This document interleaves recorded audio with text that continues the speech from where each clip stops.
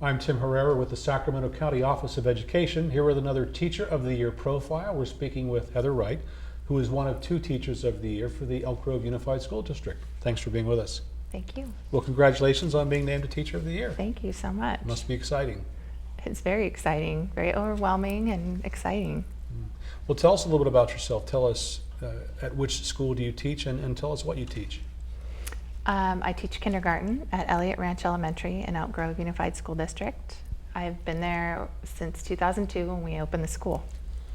So that was kind of an amazing thing to get into that. I don't know how many people actually get to open a school, but it was quite an experience. So how long have you been a kindergarten teacher then? 2002, so quite a few years. This is year 13, going on year 13, but I did teach preschool. Okay. And I've taught third grade in Campbell. So tell us about your class. Tell us about what you do with your students. What are some of the signature things that you would do that's maybe different? Well, in our class, I make sure that when they walk in every day, I say hello to them by name. They all get a high five or a little handshake. Good morning, I noticed something about them. I like your smile today. You know, oh, you got a haircut, and they like that. They like that connection that I'm making with them. They hang up their backpacks, and we start our day with a song, and we go over our calendar, our morning routine, and if there's something special going on that day, we talk about it. We do our lessons for the day, and because we're talking about 5 and 6 year olds, there's a lot of movement going on, so we do a lot of movement in between our lessons, and almost everything we do is hands-on. They connect with it better. They just love it. And then we move on to small groups where we have a workshop rotation. And my partner teacher will work with me in that group, and she'll take the math table, and I'll take the writing and the reading table, and the kids will apply what they've learned that day and do some rotations with songs in between. So explain what it's like to teach 5-year-olds. I mean, it's awfully challenging because some of them may not have had preschool experience. Yeah. And so you're trying to really get them to, walk in a straight line and hold a pencil, those types of things. Absolutely. Being their first year in formalized education, regardless of being in preschool, is a very different experience for them and their parents.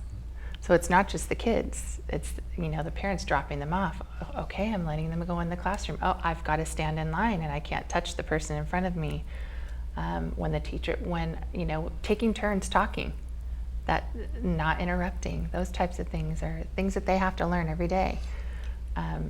What do I do when I need something? How do I ask? How do I ask for something if I need it? Instead of reaching over that student next to me and laying on top of them, I need to say, can you please pass the pencil? So yeah, those are the types of things in my class that we do every day. So it's not just academics, it's socialization.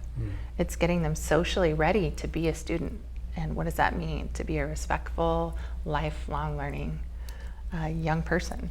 So you're teaching academics and social skills at the same time? Yeah, it's very important in kindergarten, learning through play and also understanding how do we function in a classroom and a school environment. How do we walk down the hallway to the library, and then how do we behave in the library? Those are the types of things they're learning as well, or the computer lab. So what's the biggest challenge you think for a kindergarten teacher working with the young students? I think having a strong sense of classroom management is one of the hardest things. If you know your material and you know your curriculum and you have a strong partner teacher and a strong grade level, that part, the lesson part, is the easy part. I think the hard part is getting those kids into that routine and developing a routine with them that creates that respectful environment where they understand, okay, now it's time to be interactive. Okay, now it's time for me to be quiet. Now it's time for me to line up. Now it's time for us to, the fire drill is going off. Now we got to do that routine that, or the principal's on, coming on the microphone, we all need to be quiet again, or that signal that she gives means this, or, this is how I ask to get a drink of water instead of shouting it out. So that's going to be the hardest part, I think, for a beginning teacher and continuing on to strengthen that way to keep your class going every day with that routine. What do you think is the biggest challenge you face as a teacher?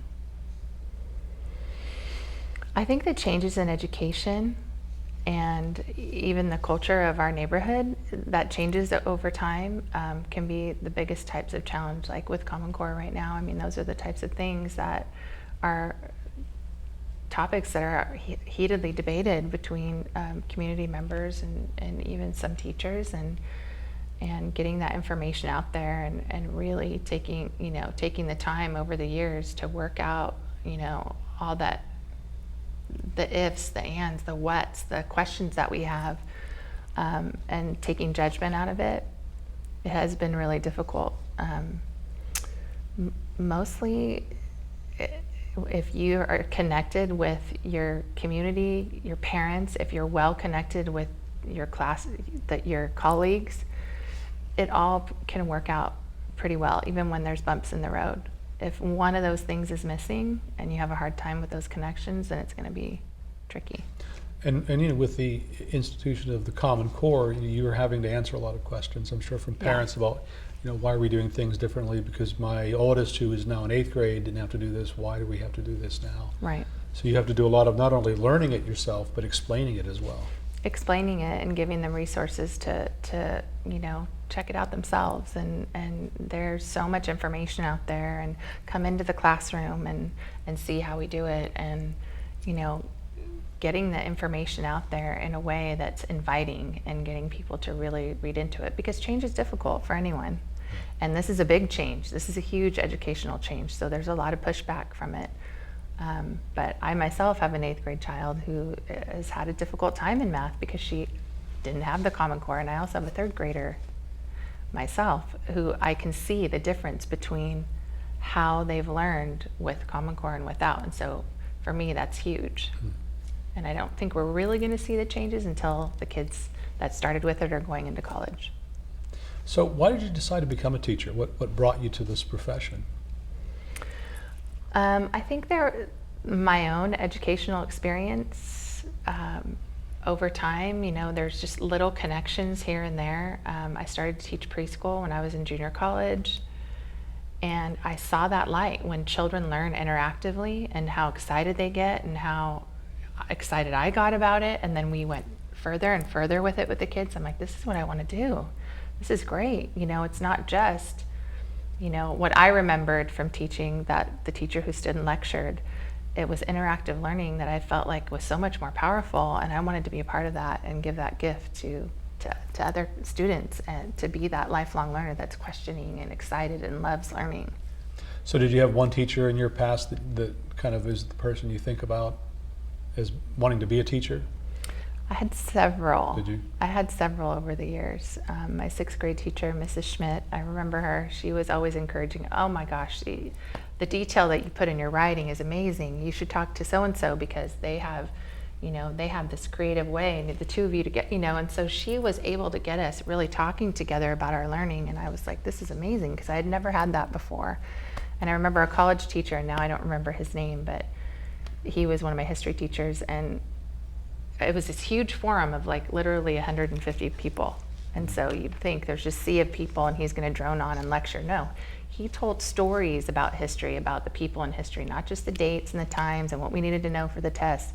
He told us their personalities, who they knew, how they got into that position, and what they were feeling at the time of that battle or whatever was going on. And I thought that was really powerful, because you remembered it better when you understood that these people are human beings, not just a name on a paper or a date on a timeline.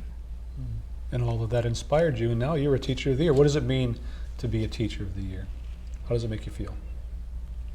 I mean, you feel, wow, you feel honored, you feel valued, you feel humbled at the same time, and of course you want to be a role model, and you continue to grow and learn as you go, and I want to be that. I want to give that gift to other people of that feeling of community and connection between everybody that is so important and powerful in this